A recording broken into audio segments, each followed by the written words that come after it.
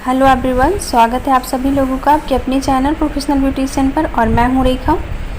इस वीडियो को पूरा देखिएगा। ये आप देख रही होंगी, इनकी एज लगभग 45 साल है।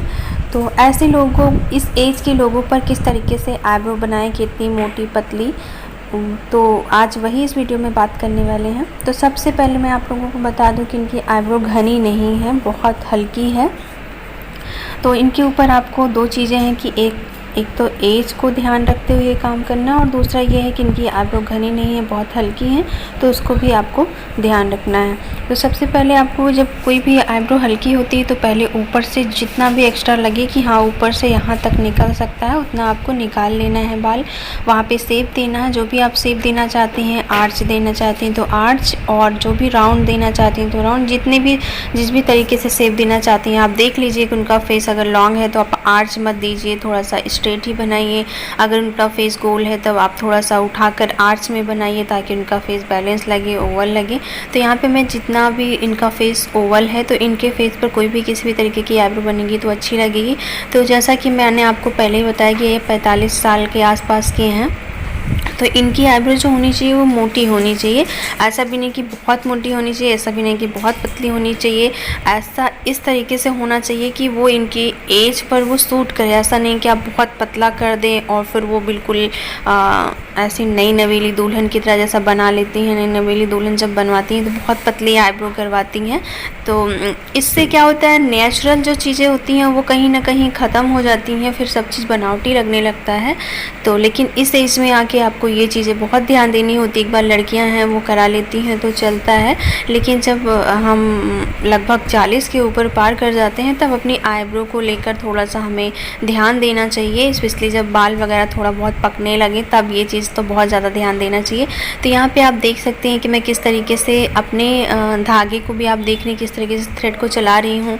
आपको एक चीज़ बहुत ज़रूरी है आना कि अपने थ्रेड को, अपनी कैंची जो आपने थ्रेड से कैंची बनाई हुई है उसको उसी जगह पे उठाना आपको आना चाहिए।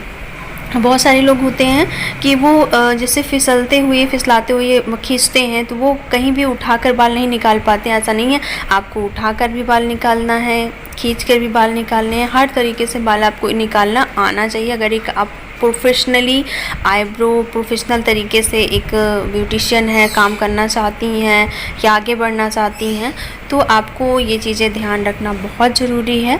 तो प्लीज़ आप लोग ध्यान रखें इस चीज़ का कि किस तरीके से आपका धागा कहाँ पर चलाना है। जैसे हमें बीच बीच में ऐसे कहीं चलाने होते हैं जहाँ पे आपको दर पे ही बालों को उठा लेना होता है, तो किस तरीके से चलाना है, और थोड़ा सा खींच कर ले जाना है तो किस तरीके से कहाँ चलाना है। ये बहुत छोटी छोटी जो बारीकी हैं यही आपकी आईब्रो को परफेक्ट बनाती हैं, अच्छा बनाती हैं, फिनिशिंग आपके काम में आता है। तो आप देख सकती हैं कि इनकी आईब्रो घनी नहीं है, घनी ना होते हुए भी कितनी अच्छी लग रही है। और एक चीज़ आप लोगों को मैं बता दूं कि बहुत सारा ये भ्रांतियां जो हैं वो होती हैं कि अगर हल्की फुल्की आईब्रो है तो क्या बनाए, जबकि हल्की फुल्की जिनकी आईब्रो रहती है उनके लिए तो बहुत ज़रूरी होता है, क्योंकि उसमें शेप समझ में नहीं आता है। बहुत सारे बाल हल्के हल्के, और जब वो निकल जाते हैं जो एक्स्ट्रा हल्के हल्के बाल होते हैं, तब हमारा हल्की आईब्रो भी काफ़ी खूबसूरत खिल कर आती है। आप देख रही होंगी दोनों आईब्रो में आपको अंतर दिख रहा होगा, फॉरहेड भी खिल कर आता है, फेस भी खिल कर आता है। तो कभी भी ये ना सोचे कि मेरी आईब्रो हल्की है तो मैं आईब्रो ही ना करवाऊँ, बल्कि जिनकी डार्क होती है उनको करवाने की उतनी, जैसे कभी कोई चाहता है कि नहीं ना करवाऊँ, जिनकी डार्क होती है वो ना करवाएं तो भी चलेगा, क्योंकि डार्कनेस जहाँ पे है वो अलग से दिखती रहती है, वो आईब्रो शेप में आती है, बल्कि बाकी जो छोटे छोटे बाल होते हैं वो नहीं पता चलते। लेकिन इसके उल्टा जिनकी हल्की आईब्रो होती है उसमें बहुत ज़रूरी हो जाता है कि शेप अगर आ जाता है तो उनकी आईब्रो पता चलती है कि है, और अच्छे से क्लियर फेस पर दिखती है वो। ठीक है, तो यहाँ पे इधर साइड भी हम इसी तरीके से कर लेंगे। हल्के बाल हैं तो उनको पेन भी कम हो रहा है, तो मैं थोड़ा ज़्यादा कैंची में बाल लेकर थोड़ा सा फास्ट कर रही हूँ। ठीक है, तो इसी तरीके से आपको दोनों आईब्रो कर लेना है। आईब्रो की बहुत सारी वीडियो बनाई है, प्लीज़ आप लोग प्लेलिस्ट का लिंक मैं डिस्क्रिप्शन में दे दूँगी, तो आप लोग चेक कर लीजिएगा। मैं बहुत बार कहती हूँ कुछ चीज़ों का लिंक नहीं दे पाती हूँ, कभी मिलता नहीं तो कभी टाइम नहीं होता, इसके लिए मेरी सॉरी।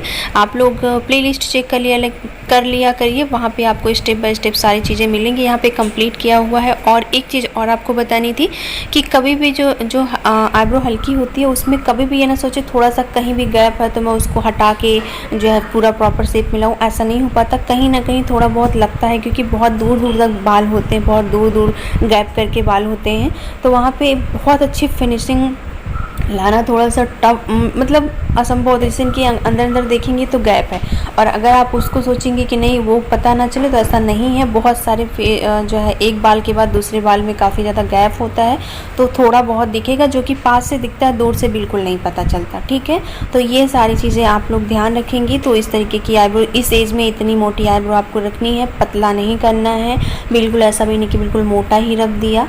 आप जो है इस तरीके की आईब्रो देंगी तो ऐसे एज के लोगों के ऊपर बहुत सूट करेगी, उन्हें खुद भी अच्छा लगेगा।